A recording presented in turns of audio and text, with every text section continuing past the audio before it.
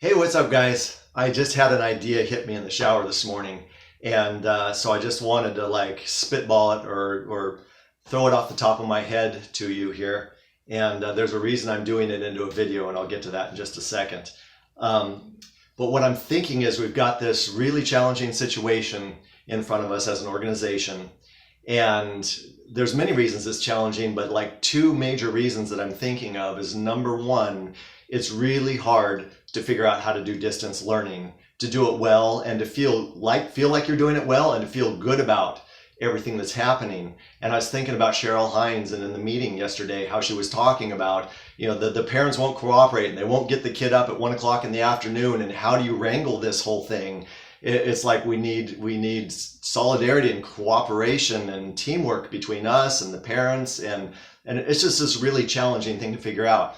So there's this great level of frustration that the teachers are dealing with, understandably so, and perhaps even more so in special ed than community schools, although now that I think about it, probably all across the board. It's really hard to figure out how to make this work. So teachers are going to be frustrated. They probably already have been, but we're even getting more serious, with all this tracking and everything. So it's even going to be more intense. So that's one challenge. That's one focal point. The second focal point that I can think of is the fact that teachers are going to have to be tracking all of this information and not only figuring out the systems and how to do things. They figured out some of that in this past 4 months with Zoom and everything, but even at a higher level. And then they're going to have to be entering all this information into the spreadsheet. And that's, on one hand, that's not that big of a deal. That's not that hard. But on the other hand, psychologically, it may be overwhelming for any number of reasons. Like, oh, I'm being tracked on all of this sort of stuff, and it's compounded by the fact that they might not feel like they're doing a good job. And so you've got those two things together that are really, like, I'm thinking there's going to be a large tendency for people to go into a mindset, for teachers and perhaps parents, but mainly teachers, to go into a mindset of overwhelm, of frustration, sometimes even that fear of being held accountable to stuff, and that tracking spreadsheet brings up that fear for some people. So I think you're going to have this, for a lot of people, maybe even for the majority of people. I know it's a bell curve, and you got some people that step up to the challenge, and you got some people that really don't, but you got a lot of people in the middle. And I think fear, frustration, overwhelm is going to be one of their psychological predominant states. And so I was like, well, what's the focal point going to be of all that frustration? Where's that really going to come to a head?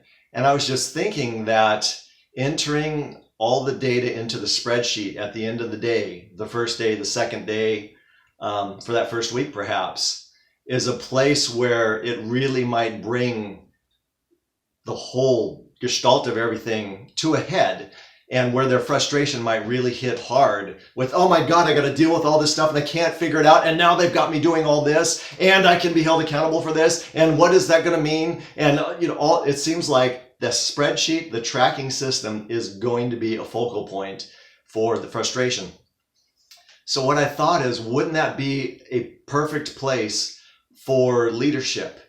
Like, wouldn't that be a perfect time? If you picture yourself as a teacher, if you picture that teacher as a kid who's frustrated, and the parent comes in at just that point of frustration and then is loving and gives loving communication and guidance and support right at that point of frustration, that's like the most healing opportunity in a situation where a kid is really frustrated with something.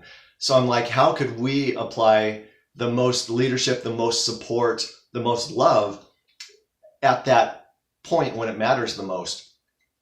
When, as principals and as us, in the central office, we're not in front of all of these 300 teachers that first day that they're putting stuff into the spreadsheet.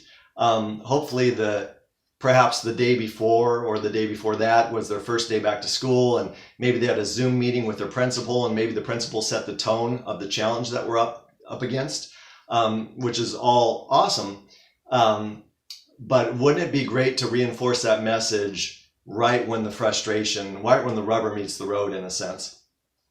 So what I was thinking was, the same way that I'm talking to you right now, which is really long-winded, so I'm not suggesting something quite like this, but wouldn't it be cool if when the teachers get that first email from their principals saying, we're going to be tracking all this stuff, like you heard about in our back to school meeting yesterday or something,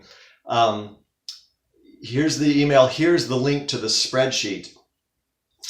Wouldn't it be cool if it took them to a page that had a video with the link below the video, but the video was this leadership opportunity for some of us or all of us to, like, I guess, shift the tone, like acknowledge the potential frustration and challenge, but shift the tone. I've got some notes here. Where did I see it? Where did I say this here? Like, it'd be a great time to sort of frame it as, this is a tremendous challenge that we're up against. We can really rise to that challenge by coming together. It's an opportunity for solidarity. It's an opportunity for all hands on deck to really help each other with this challenge, with your fellow teachers at your school, even some lead teachers helping other lead teachers at other districts I've seen happen this last 4 months. So like somebody could like speak from the heart, not like a scripted, we know this is challenging and, we're going to, and we've all got to step up, but just something that's real, just short, real, from the heart, not produced or anything like that, but just like a cell phone, quick video or something like that of the leadership speaking from the heart and sort of setting the tone just before they click on that spreadsheet. So they have this idea in their head of, wow, this is a challenge. We're all going to rise to the challenge. The people, in the central office that created this spreadsheet, they're doing it, because I just watched the video and they're talking about how we've all got to step up to this challenge and how we are going to, as a whole group, be held accountable for figuring this out. And, the hours and the ADA may be taken back if we can't support this in documentation. And something else we may say to the teachers in that video right before they click on the spreadsheet is, this simple reality is something that just came to me. It's like, you can talk about that Senate Bill 98 or whatever it was and all the bullet points of what we need to do and what we're being held accountable for and all that stuff. That's one angle to come at it from, but a very simple, very heartfelt angle, a communication that might really sink into their hearts would be like, man, it's been easy without distance learning. If the kid shows up in the classroom and you mark that kid as present and that kid's in the classroom for those 4 hours or 6 hours, it's a no-brainer. The kid was at school, you get paid for the kid being at school. It was simple. But now with distance learning, everything has changed. It's not clear or simple as to what's going on. And, are like we said, are the kids just sleeping? People in government or outside of us can be asking, well, are these kids just sleeping in till 2 PM and not even doing anything? And we're paying for these kids to be in school when they're not really in school? It's like, those are all legitimate questions because of the nature of this distance learning and the fact that the kids are at home and the fact that we don't have, it's not this self-contained classroom sort of idea. So, from that perspective, it's like, wow, we really want to do what we can to, I don't want to say cover our butts, but to basically be responsible for, here's the action we're taking, here's what we know that is going on, especially, so that when all those questions legitimately come up, we don't feel defensive. We're just like, yeah, here's what we're doing, and here's the documentation about what we're doing, and it's no stress and it's all good, and it's just like business as usual. Don't do it the way I just did it. That's a terrible roundabout way of saying it, but some way to communicate that we like, from the teacher's own best interest, is like, we really want to fill out the spreadsheet because we want to not worry about that sort of stuff. We want our jobs to be secure and we want the ADA to stick and all that sort of stuff. So something along those lines, if that could be communicated in like 1.5 or 2 minutes by somebody, that might set the tone in a really good way, you know, so the teachers go into this tracking spreadsheet positive, you know, seeing it as an opportunity, seeing it as something that supports them. That one little, like, if everything else I'm saying is battling, that one little 2-minute video by somebody might, across 300 teachers that are about to see that spreadsheet the first time, if most of those 300 see that video the first time before they touch that spreadsheet, it may shift their mindset a little bit or a lot. And you think about how that ripples out through the organization and the energy of the whole thing that we're up against. I mean, it's high leverage. That may make a really big difference. I was just thinking about how real the Zoom meeting was with all of us and how real Scott was. And I just love his personality, and I love how authentic he is. And I love how honest everybody was. And they're just speaking from their heart about the challenge that we're up against. And I thought, you know, man, if all 300 teachers could see the heart that is behind, now I'm going to get all emotional. Anyway, you know, could see the heart that was behind coming up with a spreadsheet and coming up with this tracking, and that it's not administration or the man watching over, anything like that. It's like, this is the loving heart of the organization trying to figure this out for everybody's best interest.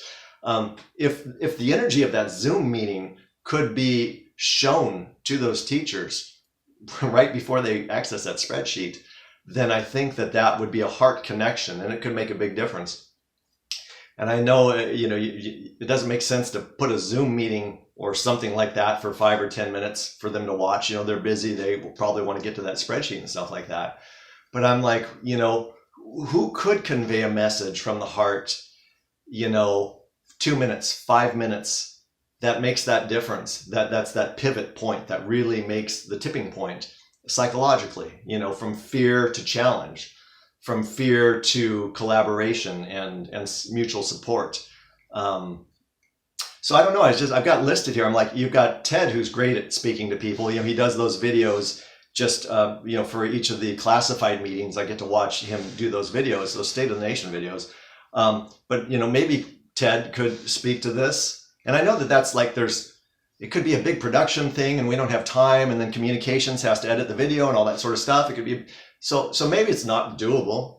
But on the other hand, Ted could just record it from the heart, from his cell phone, and give it to communications, or he could give it to me and I can edit that thing in an hour and have that ready for posting. So it could be a big production, or it could be a trivial, simple thing. I don't know. And then I thought, like, Merlene could say something if she felt like saying something. And then I'm just going down the ladder. Like Mary Ellen could say something. And that's like Scott, Peggy, and Rich all have great personalities. And then you've got Christopher and Vicki from central office, you know, and you know, sort of behind the whole spreadsheet thing. So it'd be good to hear their perspective or angle. And then you've even got Yvonne, who we could bring into the conversation, and she could say something, you know, about how she supports this idea, or supports everybody in the challenge. So sort of this coming together. And then I know under the area directors, you've got the principals, and under them, you've got the lead teachers. And if you gave everybody 2 minutes to speak, you'd have a 30-minute video. And once again, I don't know that would work. I don't know that teachers will watch the whole thing. I don't know. So, you know, do you want to have, you know, one person do it? Or do you want to have a couple people do it? Or do you want to get Ted, Merlene, Mary Ellen, Yvonne, Christopher, Vicki, Scott, Peggy, Rich, couple the principals or all the principals, or whoever wants to contribute? Oh, this is an interesting idea. And maybe some lead teachers, and maybe some teachers like Angela and Cheryl Hines and whoever. Do you want to get everybody on a Zoom call with the point of the call just being a short discussion and a short message about coming together to step up to this challenge? And then, you know, we just cut out the 5 minutes or the 6 minutes of that Zoom video, that Zoom recording, just edit it down to 4 or 5 or 6 minutes, or just cut out the key pieces and put together a sort of a montage of the key statements by people, and have that as a little 4 or 5 minute video. Sorry for all those sounds. It's all the reminders on my phone going off. But have those key sort of parts of the Zoom get together be the video that the teachers watch before they click on that link, before they first go to that tracking distance learning log spreadsheet. So I don't know. I don't even know if you guys have watched this to the end of this, because it's probably been 15 minutes by now or more. But I had some ideas. I thought they might be good ideas. I don't know, maybe not, but I figured I'd throw them out. And the reason I'm doing it in a video to you is it completely informal and impromptu with my cell phone, is like, that's one of the ways that it could be done quickly and easily. You know, any of you could just record yourself selfie style, just saying your 30 seconds or 1 minute. Hey teachers, here's blah, blah, blah, blah, blah. You know, I love you guys. Let's do this. And then we could send those selfie videos to communications or to me. I've got a whole video editing suite. And we could just cut it together. Or record the Zoom meeting with all the key players coming together from the heart. With a communication to you, the teacher, who is now really on the front lines. And maybe the pairs fit in. I don't know who all is feeling the intensity. You know, this may be for more than just the teachers, but I'm thinking that distance learning log, the teacher sitting down to fill that out the first time, having all that frustration and fear and overwhelm. How can we like seize that moment to shift the entire organization from negativity to stepping up to the challenge? I don't know. That's my 2 cents, my 2,000 cents. I'm going to cut the video now. I love you guys. I hope you have an awesome day. I'll talk to you soon. All right. Bye.